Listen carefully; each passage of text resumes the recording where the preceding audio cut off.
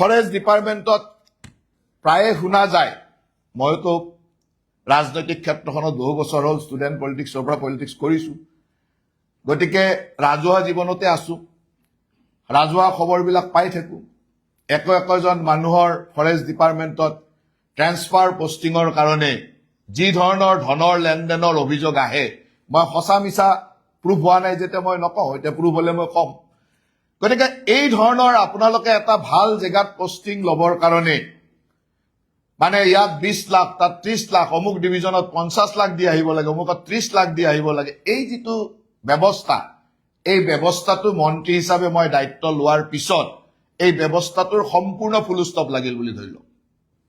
আপোনালোকে যোনে মই শুনিম যে কোনোবাই ট্ৰেন্সফাৰ পষ্টিঙৰ নামত কাৰোবাৰ ওচৰত গৈছে, তেওঁ জীৱনত ভাল পষ্টিং নাপায়, এনেকুৱা পষ্টিং পাব যে তেওঁৰ এছিয়াৰখন বেয়া কৰা কামটো মোৰ থাকিব।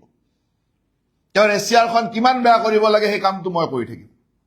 গতিকে আজিৰ পৰা এটা কথা ক্লিয়াৰ হৈ যাওক, কাৰণ আমাৰ লগতো কিছুমান মানুহ থাকে, সেই মানুহবিলাকক ক'ব ছাৰক মই কৈ দিম, দাদাৰ লগত মোৰ ভাল, আমাৰ সতীৰ্থও থাকিব। কোনো সতীৰ্থ, কোনো মানুহক আপোনালোকে কোনো কাৰণত ট্ৰেন্সফাৰ পষ্টিঙৰ কাৰণে ক'তোই লগ নকৰিব। আৰু আপোনালোকৰ তলৰ একেবাৰে ফৰেষ্টাৰজনলৈকে, ফৰেষ্ট গাৰ্ডজনলৈকে এই মেছেজটো দি দিব যে মই বিভাগত মন্ত্ৰী হৈ থকালৈকে কোনো ট্ৰেন্সফাৰ পষ্টিঙৰ নামত 1 টকাৰো দুৰ্নীতি হ'ব নোৱাৰে, এইটো একদম স্পষ্ট।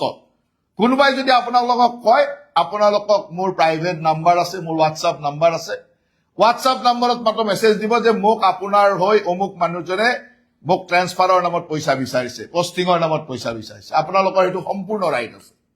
আপোনালোকে একদম ফৰেষ্ট গাৰ্ডজনৰ পৰা ফৰেষ্ট বেটেলিয়নটোলৈকে কৈ দিব যে একদম যে আপোনালোকৰ কৰবাত যদি ফৰেষ্টাৰ নহয়, একদম বেটেলিয়নটোলৈকে, গাৰ্ডজনলৈকে কৈ দিব যে আমাৰ ডিপাৰ্টমেণ্টত কোনো ধৰণৰ ট্ৰেন্সফাৰ পষ্টিঙৰ নামত 1 টকাৰো যাতে ক'তো দুৰ্নীতি নহয়, কাৰণ ফৰেষ্ট ডিপাৰ্টমেণ্টটোৰ প্ৰথম দুৰ্নীতি আৰম্ভ হয় ওপৰৰ পৰা। মাছ যেনেকে মূৰৰ পৰা গেলে, তেনেকে প্ৰথম ওপৰৰ পৰাই গেলে।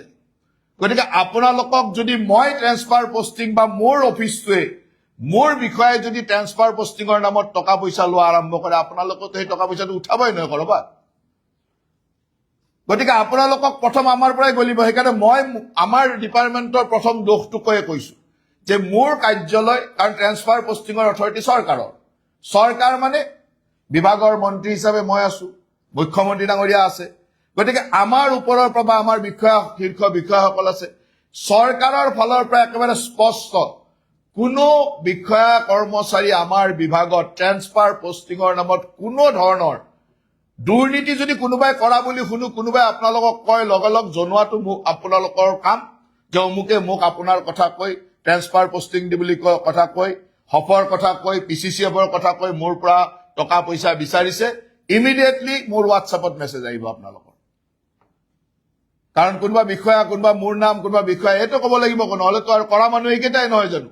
গতিকে এইকেইটাৰ নাম কৈ ক'ব লাগিব, এইকেইজনৰ নাম কৈ যদি কোনোবাই কয়, ইমিডিয়েটলি আপোনালোকে এটা মেছেজ দিব যে অমুকে এনেকে কৈছো মোৰ হোৱাটছআপত, আৰু তাক মই সুন্দৰভাৱে কি একশ্যন ল'ব লাগে ল'ম। আৰু যোনে এই কামটোক গম নোপোৱাকে কৰা বুলি মোৰ তাত কিবা প্ৰমাণ বা খবৰ আহিব, তেওঁৰ এছিয়াৰখন, তেওঁৰ কেৰিয়াৰটো বেয়া কৰা কামটো মোৰ ওপৰতে দিব। মই কেনেকে বেয়া কৰিম আৰু। গতিকে মই প্ৰথমবাৰে একদম স্পষ্টভাৱে কৈছো এই কথাটো আমাৰ পৰা নোহোৱাকৈ, কাৰণ যদি টকা দি পষ্টিং ল'ব নালাগে, আপোনালোকে সৎভাৱে কাম কৰাত একো অসুবিধা নাই। কিবা অসুবিধা আছে নেকি? টকা দি পষ্টিং ল'লেতো অসৎভাৱে কাম কৰিবই। গতিকে টকা দি পষ্টিং লোৱা কামটো ফুল ষ্টপ লাগিল। দ্বিতীয় কথাটো হ'ল